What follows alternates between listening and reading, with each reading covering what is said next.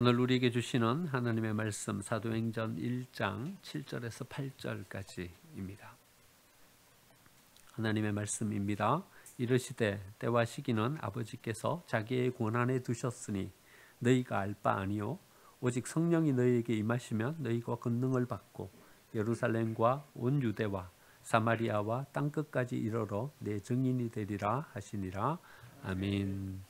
옆에 계신 분들과 함께 인사 나누겠습니다. 은혜의 자리에 잘 오셨습니다. 한 주 동안 평안하셨습니까? 여기에 있는 것이 복인 줄 믿습니다. 오늘은 성령 강림 주일입니다. 성령 하나님께서 우리에게 임하시면 우리에게 어떤 복이 임하는가? 에릭 시글이 쓴 소설 가운데 드보라라는 소설이 있어요. 이 소설에 보면 이런 얘기가 나옵니다. 하나님이 사람을 창조하시면요, 영혼 창고에서 영혼을 하나 끄집어내서 그 지은 사람에게 집어넣습니다. 그러면 영혼이 있는 사람으로 이 세상을 살아가게 되는 거죠. 그런데 어느 날 하나님의 영혼 창고에 영혼이 다 떨어져 버렸어요. 영혼 없는 인간들이 만들어졌어요. 그 영혼 없는 인간들이 이 세상 속에서 어떤 삶을 살아가게 되는지를 이렇게 써놓은 소설이 에릭 시글의 드보라라는 소설입니다. 한번 여러분 기회 되시면 한번 읽어보시면 좋겠습니다. 영혼 없는 삶을 살아가는 사람들, 여러분 우리가 종종 매스컴에서요 이런 사람들을 대하게 됩니다. 저 사람들은 영혼이 있을까? 이런 생각을 하게 되는 사람들이 등장합니다. 영혼 없는 것 같은 극악무도한 어떤 범죄를 저지르는 사람들, 후한무치의 얼굴을 가지고 사람들 앞에 나서는 사람들, 이런 사람들을 보게 되는 것이죠. 그런 사람들을 보면서 어쩌면 저 사람들은 영혼 없는 삶을 살기 때문에 저런 것이 아닌가, 이런 생각을 이렇게 해보게 되는 거죠. 여러분, 그런데 그 사람들 속에서 문득문득 우리가 발견되지 않습니까? 어떤 때는 신랄하게 비판하면서, 어떤 때는 그 사람들의 어떤 모습 속에서 숨겨진 우리의 모습이 이렇게 반영되는 거죠. 우리가 그냥 들키지 않았을 뿐인 것이지, 우리 안에 감추어 두고 있을 뿐인 것이지, 우리 안에도 영혼 없는 삶을 살아가는 이런 모습들이 문득문득 우리 안에서 드러나게 되는 거죠. 여러분, 우리가 영혼 없는 삶을 살아가게 되면요, 하나님의 어떤 역사를 오해하게 됩니다. 오직 성령이 임하시면 너희가 권능을 받고, 이 권능은요, 영어 성경에 파워라고 이렇게 번역하고 있습니다. 힘인 거죠. 에너지예요. 하나님의 성령이 우리에게 임하시면 우리에게 힘이 생기는 거죠. 여러분, 어떻게 오해합니까? 이런 오해를 합니다. 힘이 생겨서 내가 할 수 없는 일들을 이제는 해낼 수 있게 된다. 내가 성취하고 싶었던 그런 일들을 이제는 성취할 수 있게 됐다. 이런 오해를 하게 되는 것이죠. 예수님 시대를 살아가던 예수님의 제자들도 이렇게 오해했습니다. 메시아가 왔어요. 예수님을 보니까는요, 인류를 구원한 하나님이 보내신 메시아가 분명해요. 아니, 보리떡 5개로 5천 명을 먹여 내시는 거예요. 아니, 다른 사람이 체험한 것이 아니라 제자들이 직접 체험했어요. 보리떡 5개를 제자들에게 나누어줘서 자기들이 나누는데요, 막 가슴이 부풀어 오르고 가슴이 벅차는 거예요. 나누어줘도 여기에 떡이 없어지지가 않는 거예요. 여러분, 오병이어의 기적을 행했던 제자들의 어떤 가슴이 어떠했겠습니까? 단지 우리가 오병이어의 기적을 베풀었다, 여기를 넘어서서 이제 드디어 메시아가 오셨구나, 인류를 구원할 이 지긋지긋한 로마의 압제하에서 우리를 해방시켜줄, 이제는 이 과도한 세금 가운데서 허덕이지 않아도 될 새로운 역사가 펼쳐지겠구나. 이 메시아가 드디어 로마를 이기고 이 이스라엘을 세계의 제국으로 세울 수 있게 되겠구나. 이런 기대를 가지고 그 예수님을 바라보지 않았겠습니까? 근데 그 예수님이 드디어 이제 예루살렘을 향해서 올라가십니다. 왕이 되실 것입니다. 그리고는 이 이스라엘이 세계를 지배하는 큰 나라로 서게 될 것입니다. 그럼 문제가 생기죠? 어떤 문제가 생깁니까? 누가 국무총리 할 건가? 누가 내무부 장관 할 건가? 누가 재정을 맡을 건가? 이제 이게 문제예요. 올라가면서 제자들은 어떤 꿈을 꾸면서 어떤 이야기를 나누냐 하면요, 서열을 매기는 겁니다. 누가 먼저냐? 누가 먼저냐? 여러분, 제자들이 잘못됐습니까? 제자들이 지금 뭐 해서는 안 될 일을 하고 있는 것입니까? 여러분, 그 제자들이나 우리나 뭐 다를 게 뭐가 있습니까? 오직 성령이 임하시면 너희가 권능을 받고, 여러분 어떤 권능을 꿈꾸십니까? 제자들과 똑같은 그런 권능이 우리에게 임하기를 꿈꾸고 있지 않습니까? 내가 중심이 되기를 원합니다. 항상 주변에만 서는 거예요. 나는 언제 중심에서 볼까? 내가 중심이 되기를 기대하는 거예요. 내가 한 말이 사람들에게 어떤 영향력을 미쳐서 내 말대로 되기를 원하는 거예요. 우리는 말해놓고 이렇게 보지 않습니까? 내 말대로 되나? 내 말대로 됐나? 안 됐나? 그걸 늘 확인하지 않습니까? 내 말이 정의로운지, 내 말이 옳은지 그런지 그런 건 상관없습니다. 내 말대로 됐나? 안 됐나? 여기에 관심이 많습니다. 여러분, 내가 가진 것을 잃지 않기 위해서 애쓰지 않습니까? 내 것을 적어도 지킬 수 있는 능력, 내 것을 지킬 수 있는 힘이 내 속에 머물기를 원하지 않습니까? 더 나아가서 합법적으로 남의 것을 빼앗아 올 수 있는 어떤 기대를 하면서 쓰지 않습니까? 그것이 능력이라고 생각하고 그것이 파워, 힘이라고 생각합니다. 오직 성령이 우리에게 임하시면 우리가 권능을 받고 이 힘을 가지고 우리가 마음속에 품고 있는 이런 일들이 우리의 삶 가운데서 펼쳐지기를 우리는 기대하면서 나아가지 않습니까? 여러분, 왜 그렇습니까? 왜 이런 오해를 하게 되는 거죠? 하나님께서 우리의 삶을 향하여 가지고 계시는 하나님의 기대와는 거리가 이곳에서 우리가 서 있는 거죠? 어쩌면 우리는 영혼 없는 사람들을 바라보면서 가졌던 그런 어떤 생각들처럼 말입니다. 우리가 영혼 없는 삶을 살아가기 때문에, 성령 충만한 가운데 하나님 앞에 서지 못하기 때문에 우리는 어쩌면 이런 오해를 가지고 서고 있는 것은 아닐까요? 여러분, 하나님의 영이 우리에게 임하지 않으면요, 우리가 기준이 돼버립니다. 우리가 중심이 돼버립니다. 도스토옙스키의 소설 죄와 벌이라는 소설, 여러분 한번 읽어보셨죠? 거기 보면요, 라스콜리니코프라는 아주 잘생기고 똑똑한 이 청년이 한 명 등장합니다. 법대에 다니다가 휴학을 했어요. 도시 근교의 여동생과 함께 살아갑니다. 그런데요, 너무 가난해가지고 이미 방세가 몇 달이나 밀렸는지 몰라요. 그런데 그 슬럼 지역에는요, 조그만 한 전당포가 하나 있는데 거기 아주 인색한 악명 높은 노파가 그 전당포의 주인인 거예요. 이 노파는요, 사람들이 가지고 오는 어떤 가재 도구 이런 것을 전당 잡고는 아주 과도한 어떤 이자를 매기면서 자기의 부를 늘려갑니다. 조금이라도 이자 갚는 것이 늦어지면요, 그냥 물건을 빼앗아 버립니다. 라스콜리니코프는요, 이래 생각합니다. 저 전당포 노파는 죽어 마땅하다. 법대 다녔잖아요. 그러니까 저 전당포 노파는 죽어야 된다. 이래 생각해요. 그리고는 도끼를 가지고 가서 그 전당포 노파를 살해해버립니다. 옆에서 보고 있던 그 딸도 그냥 살해해버립니다. 여러분, 여기에 등장하는 라스콜리니코프라는 이 청년요, 여러분, 왜 이런 일을 스승치 않고 저지르는 것이죠? 그에게는 영혼이 없는 거예요. 여러분, 하나님의 성령으로 우리가 충만해지지 않으면요, 우리의 삶 가운데 하나님이 없으면요, 누가 기준이 되냐 하면요, 내가 기준이 되는 거예요. 내 생각이 중심인 것이고요, 내 생각이 기준이 돼버리는 거예요. 내가 판단하기에 옳으면 그건 옳은 거예요. 그런데 이 죄와 벌에서 이야기하고 있는 포인트가 뭡니까? 우리가 기준이 아니라는 거예요. 내가 옳지 않다는 거예요. 그런데요, 우리가 하나님 없는 삶을 살아가면요, 우리는 내가 기준인 줄 알고요, 내가 옳은 줄 알고 이런 삶을 살아가게 되는 것이죠. 어쩌면 우리도 하나님을 믿고 있으면서 우리가 성령 충만하지 못하기 때문에 어쩌면 내가 기준이 되고 내가 어떤 표준이 되어서 내가 이야기하고 있는, 내가 중심이 되어서 내가 이끄는 대로 어떤 공동체가 세워지기를 원하는 이런 오해를 가지고 교회 앞에 서기도 하고 하나님 앞에 서기도 하는 거죠. 여러분, 모든 에너지에는 방향이라는 것이 존재하죠. 힘이라는 것이 주어지면요, 그 힘은 가만히 있는 힘은 없습니다. 여러분, 힘이 다 빠져야 가만히 있는 것이지, 어떤 에너지가 거기에 주어지면요, 이 에너지는 항상 어떤 방향성을 향해서 움직이게 되어 있습니다. 움직일 수 있는 힘, 그게 바로 에너지인 거죠. 오직 성령이 우리에게 임하시면 권능을 받고 이 파워, 에너지가 생기면요, 이 에너지는 어떤 방향을 향해서 가게 돼요? 여러분, 어떤 방향입니까? 우리가 이것을 아는 것이 중요하죠. 성령이 우리에게 임하시면 성령은 우리를 어디로 이끌어 가시는 거죠?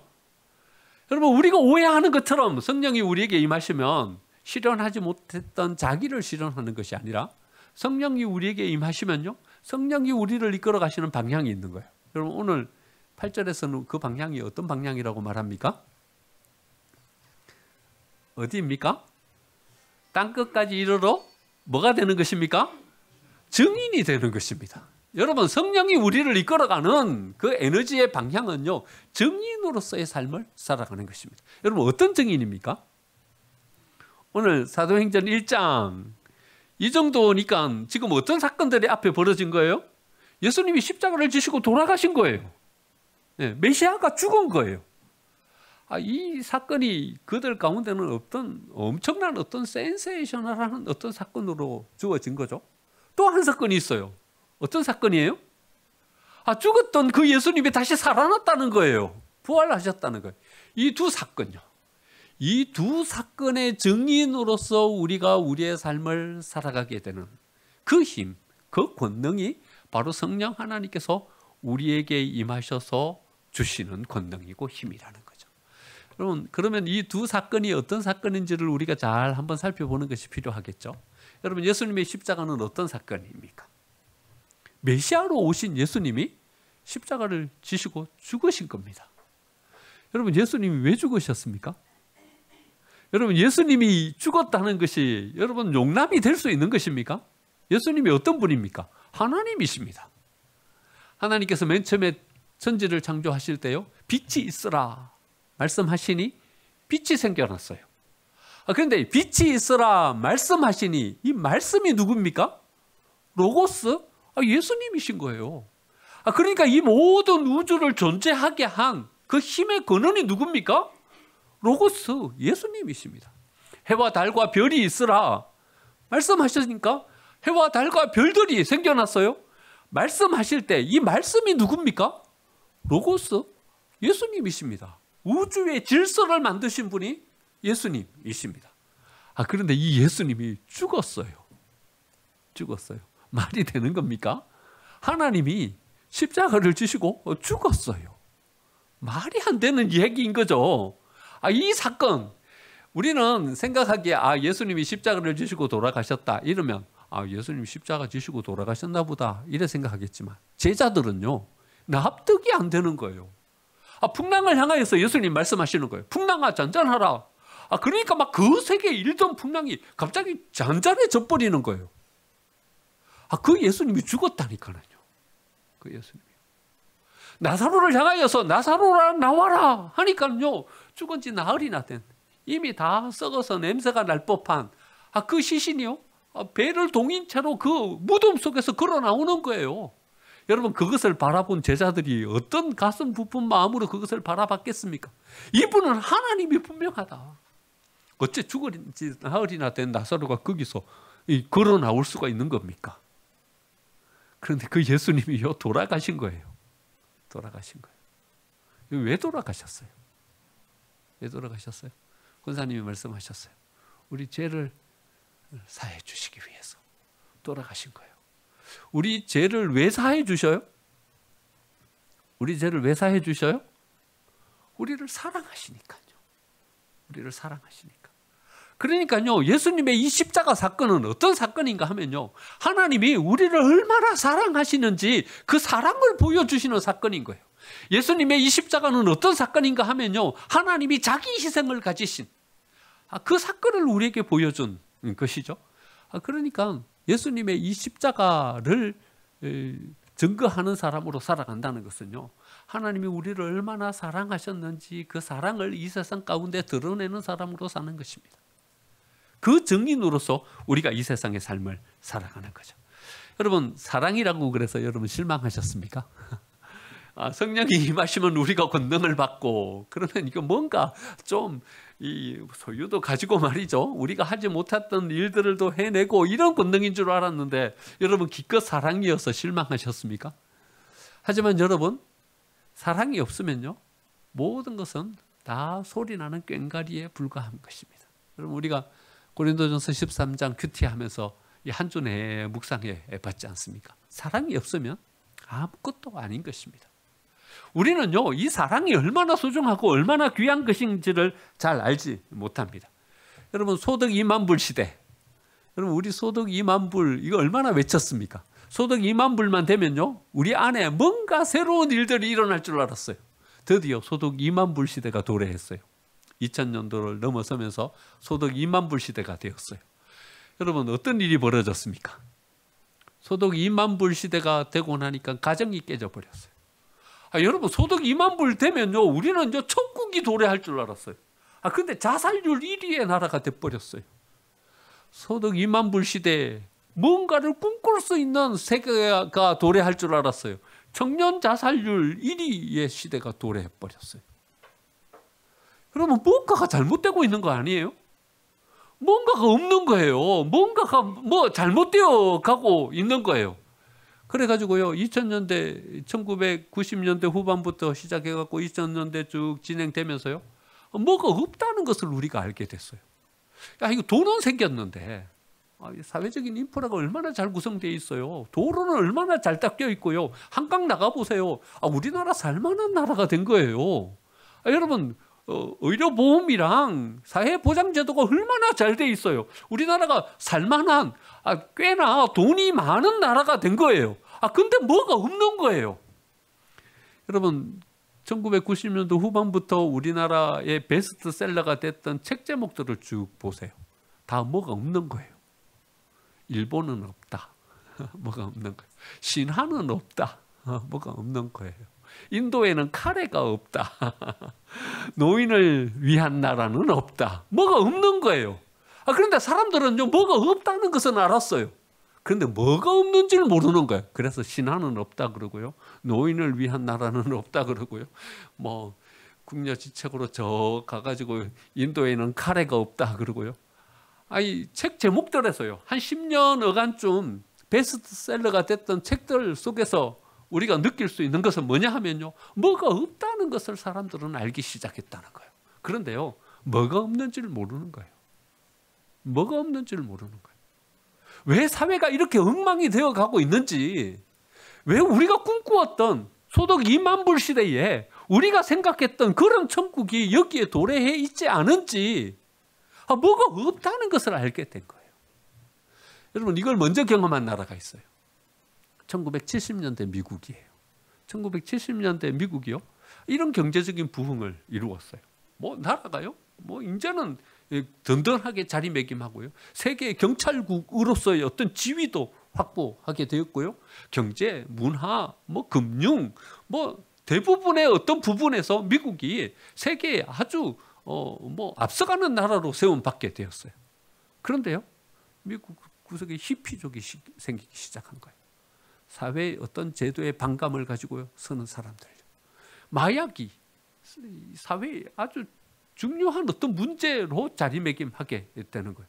경제는 좋아졌는데 말이죠, 세계적인 위상은 미국이 이제는 사람들의 어떤 부러움을 가질 어떤 그런 나라로 세워졌는데요, 뭔가가 없는 거예요. 여러분 그때 또 에릭 시걸, 아까 드보라라는 소설을 쓴 사람이, 에릭 시걸의 또 중요한 소설 한 권이 있죠. 뭐예요? 러브 스토리. 여러분 러브 스토리 영화, 소설 한 번 안 읽어본 사람이 어디 있습니까? 여기 있는 분들 중에서 아마 러브 스토리 영화 한 번쯤은 다 보셨을 겁니다. 젊은 사람들 빼놓고는. 그럼 다 보셨죠? 스토리 아세요? 스토리가 뻔한 내용이에요. 진짜 너무 뻔한 내용이죠. 하버드 학부생 올리버가 이탈리아 이민자 출신인 제니퍼를 사랑한 사랑의 이야기예요. 여러분 너무 진부하고 뻔한 얘기이지 않습니까? 그런데 1970년대 거의 10년 넘게 미국 사회를 완전히 사로잡았던 소설이에요. 그런 영화예요. 왜 사람들은 이 러브 스토리라는 이 영화에 열광하면서 거기에 빠져들었을까요? 얼마나 사람들이 이 영화에 빠져들었냐 하면요, 지금 40대 후반 50대 되는 여자분들 가운데 제니퍼라는 이름을 가진 사람들이 얼마나 많은지요. 이런 농담이 있을 정도예요. 뉴욕 거리를 걸어가다가 제니퍼 이렇게 외치면 한 서너 사람은 적어도 돌아본대요. 그 정도로 제니퍼라는 이름을 가진 여자들이 많은 거예요. 러브스토리에 나오는 여자 주인공 제니퍼. 왜 사람들은 이 러브스토리에 열광했을까요? 그들이 찾은 거예요. 찾은 거예요. 그들이 뭘 놓치고 있는지, 그들 속에서 뭐가 없는지를 찾은 거예요. 경제적인 부흥은 이루었어요. 그래가지고 세계 경찰국이 되었어요. 세계의 위상은 높아져가지고 사람들 앞에 부러움의 대상이 됐어요. 근데 자기 속에 사랑이 없는 거예요. 히피족이 생기고 마약이 생기고 자살하는 사람들이 생기고 사회의 구석구석에 문제를 안고 살아가는 이유가 어디에 있었는지를 찾은 거예요. 뭐가 없냐 하면요, 사랑을 잃어버린 거예요. 사랑을 잃어버린 거예요. 여러분, 하나님의 성령이 우리 가운데 임하셔서 권능으로, 능력으로 우리 가운데 임하셔요. 그리고 우리 가운데 뭔가를 회복시켜 주려고 하시는 거예요. 뭘 회복시켜 주시려고 하냐 하면요, 우리의 어떤 또 다른 성공이 아니라요, 뭔가를 소유하게 되는 뭔가의 또 다른 소유가 아니라 우리가 잃어버리고 있는 가장 중심에 있는 이 사랑을 회복시켜 주시는 거예요. 성령의 권능은요, 우리 안에 놓쳐버린 이 사랑을 회복시켜 주시는 권능인 거예요. 성령이 임하시면 우리가 권능을 받고 어떤 것의 증인이 되냐 하면요, 바로 십자가 희생의 사랑, 이 사랑을 우리 안에 회복시켜 주시는 거예요. 여러분, 성령 강림 주일인데 여러분, 성령이 여러분들에게 임하기를 간절히 소망하시죠? 여러분, 성령이 임하기를 간절히 소망하시면서 여러분 어떤 오해를 가지십니까? 장사가 잘 되고 자녀가 성공하고 안 됐던 일들이 풀리고, 여러분, 그보다도 더 중요한 우리 안에 놓쳐버리고 있는 이 사랑을 회복시켜 주시는 줄 믿습니다. 두 번째로요, 우리는 무엇에 대한 증인인가 하면요, 여러분, 예수님의 부활의 증인인 거예요. 예수님이 돌아가셨는데요, 다시 살아나셨어요. 여러분, 2000년 전 예수님이 그 무덤의 어떤 문을 열고 그 사망 권세를 이기시고 다시 부활하셨어요. 여러분, 이 부활을 믿으십니까? 여러분, 어째 믿으십니까? 이것을요. 저는 이래 생각해요. 예수님이 그 무덤의 문을 열고 죽음을 이기시고 부활하셨다는 것이 기적이 아니라 우리가 2000년 전 예수님의 부활을 믿고 있다는 이 사실이 기적이라고 생각합니다. 여러분, 그걸 어떻게 믿으세요? 그걸 어떻게 믿으세요? 이건 여러분 쉽게 믿을 수 있는 얘기가 아니잖아요. 사람이 죽었다가 다시 살아났다는데, 그것도 2000년 전에 이런 일이 있었다는데, 여러분, 그걸 믿으세요? 그걸 믿으세요? 여러분, 생각하기에 이상하다 이런 생각이 안 드세요? 내가 이걸 어떻게 믿고 있지? 분명히 믿고 있어요. 내가 이걸 어떻게 믿고 있지? 이상하다고 생각하지 않으세요? 이상한 거예요. 믿을 수 없는 거예요. 그런데 우리가 믿고 있어요. 어떻게 믿고 있어요? 성령 하나님께서요. 우리를 하여금 믿게 해주신 거예요. 여러분, 그 고린도전서 15장이 부활장이죠. 사도 바울이 이렇게 고백하잖아요. 10절에 내가 나된 것은 하나님의 은혜로 된 것이니. 여러분, 이것을 우리는 잘못 해석해 갖고 엉뚱하게 해석하지만은요, 사도 바울이 여기에서 말하고 있는 내가 나된 것은 하나님의 은혜로 된 것이니, 이 말씀은 이 말씀인 거예요. 내가 나된 것은, 내가 부활을 믿고 있는 사람이 된 것은. 여러분, 사도 바울은 부활을 직접 목격한 사람이 아니잖아요. 그런데 예수님이 십자가에 못 박혔다가 다시 살아났다, 이 믿게 된 거예요. 나의 나된 것은 주의 은혜로 된 것이니, 성령 하나님이 나로 하여금 믿게 해주셔서 내가 지금 믿으면서 너희들에게 부활을 이야기하고 있는 것이니, 이 말인 거예요. 그러니까 사도 바울도요, 여러분, 하나님의 성령이 사도 바울 가운데로 임하셔서 이 부활을 믿게 해주셨기 때문에 그 부활을 증거하는 사람으로 서게 된 것이죠.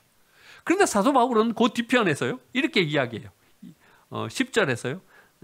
나의 나된 것은 하나님의 은혜로 된 것이니 내게 주신 그 은혜가 헛되지 아니하며, 이렇게 이야기해요. 여러분, 이것이요, 헛되지 않게 해야 된다, 이렇게 이야기하는 거예요. 그리고 우리들에게도 이야기하기를 너희 믿음이 헛되지 않게 해야 된다, 이렇게 말해요. 그러니까 부활을 믿는 그 믿음이 헛되지 않아야 된다, 이 말인 거예요. 여러분, 헛되지 않은 게 뭐예요? 뭐가 헛된 거예요? 헛되다 이런 말하면 뭐가 헛된 거예요? 알맹이가 없는 거예요. 알맹이가 없는 거예요. 헛되다 말하면 뭘 헛되다 말한 거예요? 헛수고했다는 거예요. 그렇죠? 그러니까 우리가 부활을 믿는 그 믿음이 우리에게 헛수고가 되지 않아야 돼요. 이 말은 무슨 말씀이에요? 그러면요, 그 부활의 능력이요, 우리의 능력이 돼야 된다는 거예요. 여러분, 2000년 전에 예수님이 부활한 거랑 우리랑 무슨 상관이에요? 2000년 전에 부활하신 그 사건이 우리의 믿음이 되는 것은요, 헛되지 않는 것은요, 우리의 삶 가운데서 그 은혜가 체험되는 거예요. 우리가 패배자로 서지 않는 거예요. 우리가 어떤 상황 가운데서 짓지 않는 거예요. 우리가 이 세상 속에서 믿음을 지키고 하나님의 교회를 세워가는 이 일의 승리자로 서는 거예요. 여러분, 하나님께서 우리에게 주신 이 부활의 은혜는 우리를 승리자로 세워주시는 은혜인 줄 믿습니다. 그리고는 우리는 이 사건의 증인으로 서는 거예요. 여러분, 증인이라는 게 뭡니까? 증인이라는 게 뭡니까? 설득하는 겁니까? 설득하는 것이 아니라요, 내가 경험한 것을 사람들에게 이야기하는 것입니다. 그러니까 이건 화려한 언어의 구사가 아닌 거예요. 여러분, 어설퍼도 괜찮은 거예요. 내가 체험했다는 거예요. 예수님의 십자가의 희생의 사랑, 내가 체험했다. 하나님께서 나를 얼마나 사랑하셨는지 그 사랑이 내게 체험되었다. 그 사랑을 증거하는 거예요. 예수님이 죽음을 이기시고 사망 권세를 이기시고 승리하신 그 승리가 어떤 승리인지를 내가 체험한 거예요. 그 체험을 사람들에게 이야기하는 거예요. 그게 바로 증거인 것이죠. 증인이 되는 삶인 것이죠. 우리 삶 속에 한번 적용해 보시죠. 두 가지로 한번 적용해 보려고 합니다. 첫 번째, 여러분, 이 증인이 되어야 우리는 주위에 있는 다른 사람들을 주께로 인도하는 사람이 될 수 있습니다. 여러분, 우리 7월 4일 이제 우리 생명샘 축제주일에 누군가를 데리고 와야 됩니다. 근데 첫 번째 목표는 누구여야 됩니까? 우리 가족이어야 합니다. 근데 여러분, 우리 가족을 전도하는 일이 쉽습니까? 어쩌면요, 다른 사람 전도하는 일이 훨씬 더 쉬워요. 모르는 사람 데리고 오는 게 쉬워요. 택시기사 아저씨한테는요, 이렇게 하면 와요. 전도한 사람들의 간증이에요. 아저씨 오늘 하루 얼마 벌어요? 10만 원 벌어요. 제가 20만 원 주기 가서 예배 한번 드리실래요? 그럼 와요. 와요. 택시기사 아저씨들 데리고 와가지고 교회 예배 드리고 전도한 사람들이 있어요. 20만 원 드리면 와요. 그분들은요. 오히려요, 밖에 저 멀리 있는 사람 전도하기는 더 쉬울지 몰라요. 가족은 안 돼요. 왜 안 돼요? 왜 가족은 안 될까요? 왜 가족 전도하기가 힘들까요? 여러분, 이 두 가지가 없기 때문에 그래요. 여러분, 예수님이 우리에게 주시려고 하는 가장 중요한 핵심이 뭐예요? 십자가 희생의 사랑이에요. 근데 우리 안에요, 가족을 향한 십자가 희생의 사랑이 없는 거예요.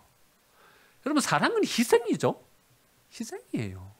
희생 없이 사랑한다는 것은요, 이기적인 것이지 그건 어쩌면 이 사랑이 아닐 수도 있어요. 그런데 우리 가족을 전도하기 힘든 이유는요, 여러분, 제일 많이 상처받는 사람이 누구예요? 가족들한테 제일 많이 상처받아요. 자녀들이 여러분 누구한테 제일 많이 상처받아요? 죄송하지만요, 부모한테 제일 많이 상처받아요. 부부가 여러분 누구한테 제일 많이 상처받아요? 사랑한다고 이야기하는 배우자에게 가장 큰 상처를 받아요. 여러분, 우리가 가족을 전도하기가 힘든 이유는, 남편 교회 들어오기가 힘든 이유는요, 우리의 자녀들 교회 데리고 오기가 힘든 이유는요, 우리가 참된 사랑을 그들에게 보여주지 않기 때문에 그래요. 우리가 이 사랑의 증인으로서 그들 앞에 세워지지 못하기 때문에 우리는 가족을 전도하기가 어려운 거예요. 여러분, 6월 한 달 동안 우리가 먼저 이 십자가 희생의 사랑을 우리가 체험하고 그 사랑을 우리의 가족들에게 보여줄 수 있을 때 비로소 그들을 교회로 인도하게 되는 줄 믿습니다. 두 번째 우리 적용은요, 우리 교회에 한번 적용해 봤으면 좋겠어요. 여러분, 우리가 교회에서 어떤 사명을 감당하고 우리가 어떤 헌신자로 세워진다는 게 어떤 거라고 생각하십니까? 우리가 교회에서 어떤 사명을 감당한다는 것은요, 이런 거라고 생각해요. 헌금 많이 하는 것, 교회 땀 흘리며 나와서 청소하고 봉사하는 것, 전도하는 것, 이런 걸 교회의 사명을 감당하는 헌신이라고 생각해요. 맞아요. 이런 것들이 있을 때 교회가 세워지게 되는 것이죠. 그런데 더 중요한 사명도 있어요. 그 뭐냐 하면요, 교회가 십자가를 잃어버리지 않는 거예요. 교회가 부활의 승리, 이것을 잃어버리지 않는 거예요. 여러분, 교회가 상업화되고 있어요. 교회가 세속화된다 그러죠. 여러분, 교회가 상업화되고 세속화되면서 뭘 잃어버리고 있어요? 피 묻은 십자가를 잃어버리고 있어요. 교회에서 더 이상 십자가의 희생을 말하지 않아요. 부활의 승리를 말하지 않아요. 그건 과학적이지 않대요. 우리 안에 납득이 잘 안 돼요. 그래서 윤리만 이야기해요. 이 세상 살아가는 사람들의 귀에 솔깃할 만한 도리만 이야기해요. 그래서 교회가 세속화되고 있는 거예요. 여러분, 우리가 교회 안에서 교회를 지켜가는 우리의 또 다른 중요한 사명 가운데 하나는요, 교회가 십자가의 이 피 묻은 은혜를 잃어버리지 않게 지켜가는 것, 이게 우리의 사명이어야 하는 것입니다. 십자가를 이기시고 부활하신, 이 사망 권세를 이기시고 우리에게 승리를 허락해 주시는 이 부활의 생명을 잃어버리지 않고 지켜가는 것, 이것이 또 다른 교회를 지켜가는 우리의 사명이어야 하는 것입니다. 여러분, 십자가가 없는 교회가 어찌 교회가 될 수 있겠습니까? 부활이 없는 교회가 어떻게 교회일 수 있는 것입니까? 교회 놀이를 하고 있는 것뿐인 것이죠. 여러분, 우리가 지켜가야 할 것이 무엇인지, 우리가 나아가야 될 방향이 어떤 것인지를 성령 하나님께서 임하시면 우리는 그것을 알게 되는 것입니다. 오디세이아라는 소설이 있어요. 일리아스를 쓴 그리스의 시인 호메로스의 소설이죠. 트로이 전쟁이 끝나고 난 다음에요, 오디세우스가 부하들과 함께 고향으로 이제 돌아갑니다. 고향으로 돌아가면서 경험했던 여러 가지 일들을 기록한 소설이 오디세이아라는 소설입니다. 부하들이 돌아가면서요, 섬에 잠깐 들리게 되는데요, 어떤 섬에 들리게 되냐면은 로토파고라는 섬에 들리게 됩니다. 이 로토파고 섬에서요, 어떤 열매를 먹게 되냐 하면요, 로토스라는 열매를 따먹게 돼요. 근데 로토스라는 열매는요, 사람을 행복하게 만드는 열매예요. 약간 환각작용이 있는 그런 열매예요.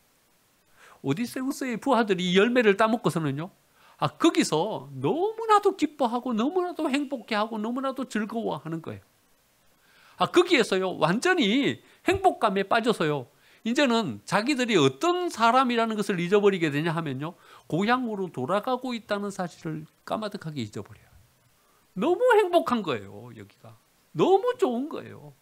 거기서 느끼는 행복감은요, 어떤 곳에서도 느끼지 못했던 그런 행복감인 거예요. 오디세우스가요, 강제로 부하들을 이 배에 태워요. 왜냐하면요, 고국으로 돌아가야죠. 왜 전쟁했어요? 나라를 세우기 위해서 전쟁한 거예요. 왜 전쟁했어요? 가족을 지키기 위해서 전쟁한 거예요. 근데 돌아가는 길에 여기에서 자기의 지킬 가족이 있고 나라가 있다는 것도 까마득하게 잊어버리고, 거기 너무 행복하고 좋으니까 거기에 머물러 버리는 거예요. 울며 불며 안 가겠다는 부하들을 다시 배에 태워서 자기 고국으로 돌아가는 내용을 기록한 소설이 오디세이아라는 소설입니다. 여러분, 지금 우리는 하나님께로 돌아가고 있는 중입니다. 그렇죠?